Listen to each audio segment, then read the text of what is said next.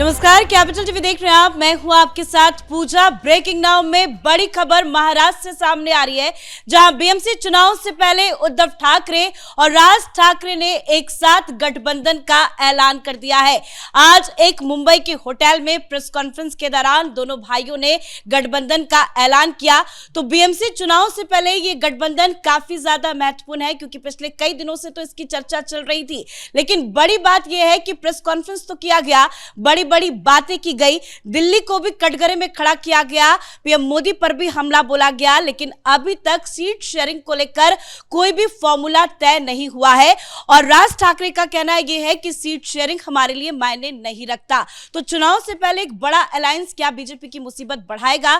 क्या कुछ चल रहा है महाराष्ट्र में, आपको बताएंगे। ताजा अपडेट के साथ मेरे साथ जुड़े हुए हैं कैपिटल टीवी के editor in chief doctor Manish Kumar. Sir, चर्चाएं तो थी और ये तो कंफर्म था कि आज ऑफिशियल अनाउंसमेंट हो जाएगा, ऑफिशियल अनाउंसमेंट भी हो गया, लेकिन क्या ये जोड़ी रंग ला पाएगी बीएमसी चुनाव में? देखिए, पहले ये समझिए कि दोनों आए क्यों। दिल मिल गए या मजबूरी है? कोई वैचारिक गठबंधन है या मजबूरी है? तो ये साफ साफ दिख रहा है कि ये मजबूरी का गठबंधन है। उद्धव ठाकरे तो कह रहे हैं कि हम साथ आए हैं हमेशा रहने के लिए, हमारी सोच एक है, इसी वजह से हम साथ आए हैं। तो पार्टी मर्ज कर लेते। तो शिवसेना जो बाला साहब ठाकरे की थी, आप एक ही पार्टी बना लेते, दो पार्टी क्यों बना करके रखे हुए हो? ये तमाशा दिखाया जा रहा है। दरअसल ये दोनों भाई मामू के चक्कर में फंस गए। और ये मामू को एक्सप्लेन मैं करूंगा अभी आपको कि ये मामू जिस तरीके से बीएमसी के चुनाव में इंपैक्ट डालने वाला है, उसी मामू की वजह से ये मजबूर हो गए कि इनको एक साथ आना पड़ा है। लेकिन जो तस्वीरें नजर आ रही है, ये कैसा साथ है कि ये दोनों कभी एक साथ नजर नहीं आ रहे हैं। वो बीच में संजय जो है, वो राउत जो है बैठा हुआ है। कुर्सी को अगर आप देखें तो संजय राउत ज़्यादा सटा हुआ है उद्धव ठाकरे के, और कुर्सी के बीच डिफरेंस है। उसके बाद राज ठाकरे बैठे हुए, बहुत सारी चीज़ें हैं। बॉडी लैंग्वेज ये बता रहा है कि कोई हृदय का मिलन नहीं, ये मजबूरी का मिलन है। लेकिन सर, ये तो जाहिर है कि बीएमसी चुनाव की वजह से ये अलायंस किया गया है, लेकिन अभी तक सीटों को लेकर कोई कंफ्यूजन क्यों बरकरार है? और राज ठाकरे ये कह रहे हैं कि नहीं, सीटों का बंटवारा हमारे लिए मायने नहीं रखता। तो क्या अभी भी पूरी बात नहीं बन पाई है, सहमति नहीं हो पाई? देखिए, अगर ये बात होती, सब लोग राजनीति कर रहे हैं, अगर ये बात होती तो वो कह देते कि उद्धव भैया जो तय कर देंगे, जितनी सीटें वो दे देंगे, हम मानने को तैयार हैं। फिर ये निगोशिएशन की बात ही नहीं होती।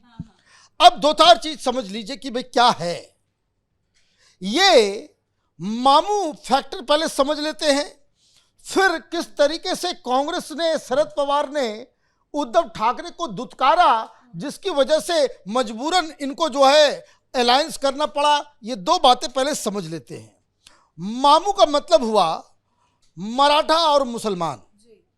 ये दो फैक्टर ऐसे हैं कि जिससे इनको लगता है कि इस बार उद्धव ठाकरे मुसलमानों का भी वोट ले जाएंगे और मराठा मानुस। और देखिए क्या कहानी है, क्या दम्भ और क्या अहंकार। यह अभी तक सुधरे नहीं। को कहते हैं ना कि रस्सी जल गई लेकिन बल नहीं गया।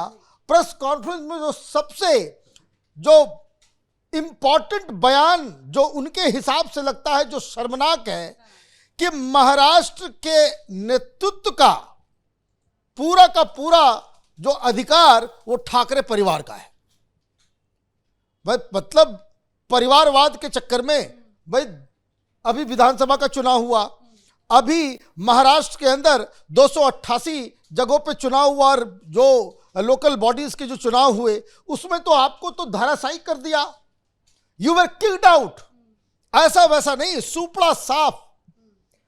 नगर परिषद हो या नगर पंचायत हो, इन दोनों में आप डबल डिजिट नहीं ले पाए। 288 में डबल डिजिट नहीं, किसी में 7, किसी में 8। तो कहने का मतलब यह है कि आपकी साख खत्म हो गई। लेकिन यह आखिरी किला है, आखिरी किला है। मैं देख रहा हूं बहुत सारे पॉलिटिकल पंडित पैदा हो गए और ये कह रहे हैं कि देखिए, अगर विधानसभा के चुनाव में अगर बीएमसी का पूरा अगर आप खाका नापे, आजकल ईवीएम की वजह से किस वार्ड में कितना वोट किसको मिला है वो काउंट किया जा सकता है। तो उसमें ये लोग बता रहे हैं कि भाई 37 ऐसे कंस्टिट्यूएंसी बीएमसी की है, वार्ड्स, जिसमें जो जीत का अंतर वो दरअसल मनसे के पास ज्यादा वोट है, तो उससे फायदा हो जाएगा। ये तो ऐसे कह रहे हैं कि 2+2=4, राजनीति में ऐसा होता नहीं है। 2+2 कभी कभी वो जो 200 हो जाता है, 2+2 कभी -200 हो जाता है। ये इतना ज्यादा ये अंक गणित नहीं चलता, राजनीति केमिस्ट्री पे चलती है, और ये केमिस्ट्री जो ऐसी है जो इनका पूरा खेल बिगाड़ने वाली है। मैंने कहा मामू, मराठा और मुसलमान, भाई मराठा के तो आपने, मराठा का जो पूरा नेतृत्व, जिस तरह का दम और अहंकार आप भरते हो, तो आप तो मराठा लैंड में बर्बाद हो गए।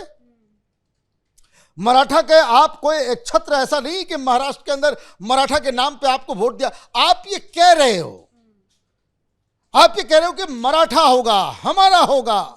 भाई मराठों की संख्या कितनी है? 26%। बाकी कितने लोग हैं? तो ये मराठा 26% के ऊपर इनका टारगेट है। तो ये क्या शिंदे वो बाहर से आए हुए हैं?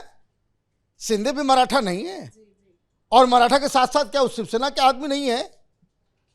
दूसरा, मुसलमान, आज एक बड़ी खतरनाक खबर आई, और ये उसका पूरा खेल बदलने वाला है। ये लोग अब सिर पीटेंगे कि उद्धव ठाकरे ने क्यों ये चादर वादर चढ़ाना शुरू किया, ये मुसलमानों के चक्कर में ये अपनी ऐसी तैसी करवा बैठे। ये टिस की रिपोर्ट है, Tata institute of social science की, कि जब 1961 में जो मुंबई का जो जनसंख्या थी, उसमें मात्र और मात्र 8% मुसलमान थे। 2021 के इसकी संख्या 8% से बढ़ के 21% हो गई। मतलब आप समझिए कि कितना ज्यादा जो है जनसंख्या बढ़ी है, और हिंदू 88% से घट के पहुंच गया है 70 के पास % के आसपास। तो अब इस बात को आप समझिए कि ये किस तरीके से वहां डेमोग्राफिक चेंज हो रहा है। डेमोग्राफिक चेंज के साथ साथ एक बात और आपको मैं बता दूं कि ये टिस की रिपोर्ट ये बता रही है कि 2050 तक वहां मात्र और मात्र 51% हिंदू बच जाएंगे। मतलब ऑलमोस्ट माइनॉरिटी में आ जाएगा हिंदू। कहां? मुंबई के अंदर। तो ये जो रिपोर्ट आई है, उस रिपोर्ट से क्या है, वो इस रिपोर्ट तो बकायदा लोग अब चर्चा करेंगे। और अगर जो कोई भी मुंबई जाता है, आप रात में निकल जाइए, आप चले जाइए कहीं भी, आपको मालूम चलेगा कि आपको कलकत्ता के जैसा फीलिंग आएगा। जैसा कलकत्ता में आपको लगेगा कि आप ढाका पहुंच गए, लाहौर पहुंच गए। वो लगता नहीं कि कोई इंडियन सिटी है। तो मुंबई का बहुत इलाका वो उसी तरीके का है। और टिस की रिपोर्ट ये बता रही है कि ये जो संख्या बढ़ी है मुसलमानों की, उसके पीछे ये बांग्लादेशी रोहिंग्या है। और उसी बांग्लादेशी और रोहिंग्या के वोट के चक्कर में ये उद्धव ठाकरे तमाम तरह के कॉम्प्रोमाइज कर रहे हैं। अपने हिंदुत्व की विचारधारा को इन लोगों ने तिलांजलि दे दी। अब कहानी क्या बन के आ रही है? कहानी ये बन के आ रही है कि इसके अलावा बीएमसी अगर गया इनके हाथ से, उद्धव ठाकरे की, भाई मनसे की राजनीति तो खत्म हो गई है। वो तो साइड हीरो से भी साइड हीरो, कैरेक्टर आर्टिस्ट बन गया है। फिल्म में हीरो होता है, विलेन होता है, सब लोग होते हैं। ये ना हीरो है ना विलेन है, ये तो कैरेक्टर आर्टिस्ट में है।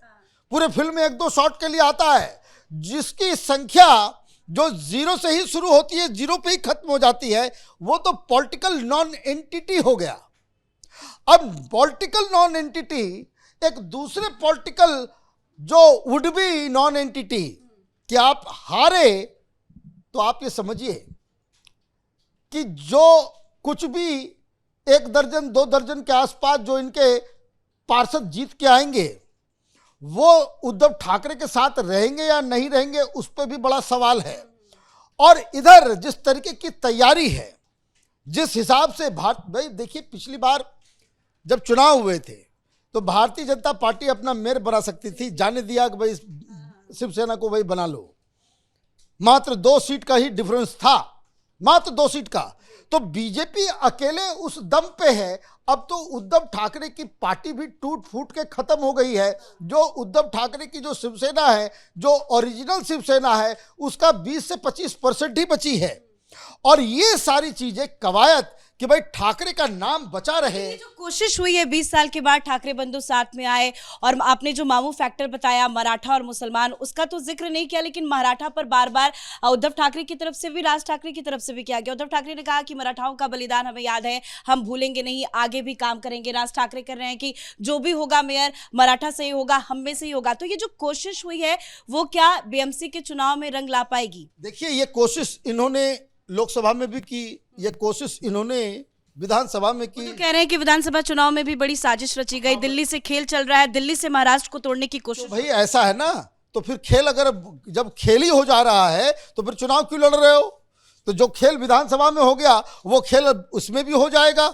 ये बेकार की बातें, ये बैड लूजर्स, ये हारे हुए व्यक्ति जो ना नाचे न जाने अंगना टेढ़ा वाली कहानी, वो वही कहानी है। ये लोग दे आर बैड लूजर्स। आप देखिए, इनकी सबसे बड़ी भत्ती इस बात से पिट रही है कि जिसको आपने गद्दार कहा, जिसको आपने नॉन एंटिटी कहा, जिसको आपने कि हम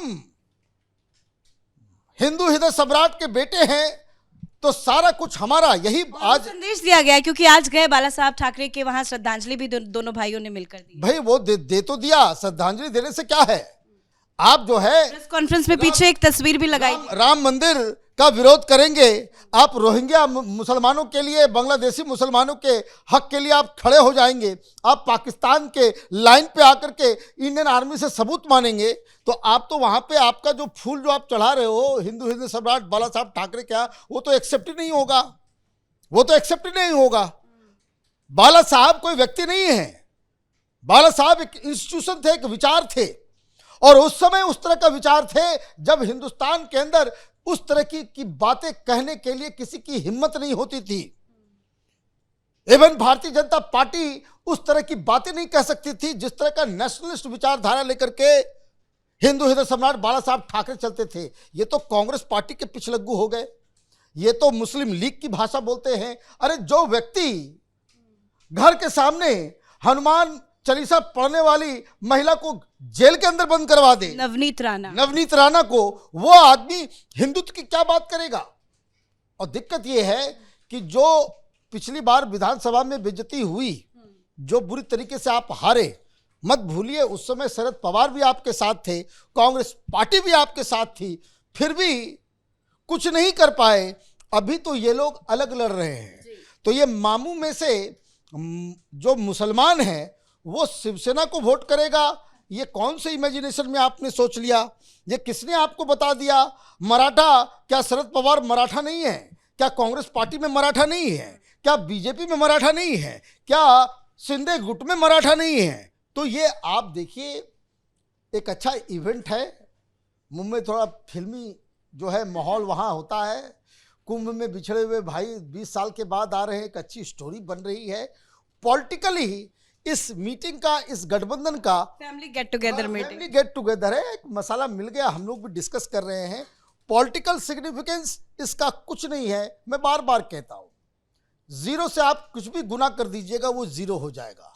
मन से इधर जीरो, और ये भी जीरो के आसपास ही है। तो इसका मतलब ये है कि कोई ऐसा नहीं कि कोई बहुत बड़ा जो है बवाल। अभी कुछ दिन पहले तक राज ठाकरे जो है ये देवेंद्र फडणवीस के साथ होटल में चोरी आप जिक्र कर रहे थे कि बीच में हर जगह संजय राउत, तो यही तस्वीर है। ये तो देखिए, हम लोग तो एक एनालिस्ट के नजर से सारी चीजों को देखते हैं, तो वो साफ साफ दिख जाता है कि प्रेस कॉन्फ्रेंस में कौन कहां कैसे बैठा हुआ है। संजय राउत ने ये कहा कि जो लोग मुंबई को तोड़ रहे हैं, मुंबई को, महाराष्ट्र को मुंबई से अलग कर रहे हैं, उनकी उल्टी गिनती शुरू हो। देखिए, वो बड़बोला आदमी है। वो तो कह रहा था कि अगले 40 साल तक जो है महा विकास अघाड़ी की सरकार चलेगी। तो संजय राउत की बात को जाने देते हैं कि बस उसका एक इंटरटेनमेंट वैल्यू है। उसके अलावा इसकी बातों के ऊपर अगर आप सीरियसली अगर आप लेंगे, ये तो कह रहा था कि भाई बस 19 तारीख को सरकार जाने वाली, मोदी सरकार गिरने वाली है। पता नहीं हेलुसिनेशन इसको होता है कि क्या होता है, या फिर कोई मानसिक जो है वो एक हेलुसिनेशन वाली जो एक जो मानसिक स्थिति पैदा हो जाती है। तो ये इनका काम है, इनका गुणगान करने का काम है। मत भूलिए कि ये जो है उस सिर्फ उद्धव ठाकरे के अखबार के जो है ये एग्जीक्यूटिव एडिटर है, तो वो अपने मालिक के लिए जो है इस तरह की बातें कहेंगे तो ये लाजमी उनकी बात को कोई ज़्यादा सीरियसली नहीं लेना चाहिए। धन्यवाद सर जानकारी के लिए। तो पिछले कई दिनों से खबरें भी थी, सुगबुगाहट थी, लगातार कई मीटिंग्स भी हुई थी, कई मीटिंग्स में उद्धव ठाकरे और कई फैमिली फंक्शंस में उद्धव ठाकरे और राज ठाकरे एक साथ नजर आए थे और आज ऑफिशियल अनाउंसमेंट भी होना था और अब औपचारिक रूप से बीएमसी चुनाव से पहले राज ठाकरे और उद्धव ठाकरे एक साथ आ गए हैं। लेकिन बड़ी बात यह है कि कौन कितनी सीटों पर चुनाव लड़ेगा उसका अनाउंसमेंट नहीं हुआ है। इसका मतलब यही है कि ये बस दिखाने के लिए मजबूरन ये गठबंधन किया गया है। इस खबर में इतना ही। देखते रहिए कैपिटल टीवी। नमस्कार।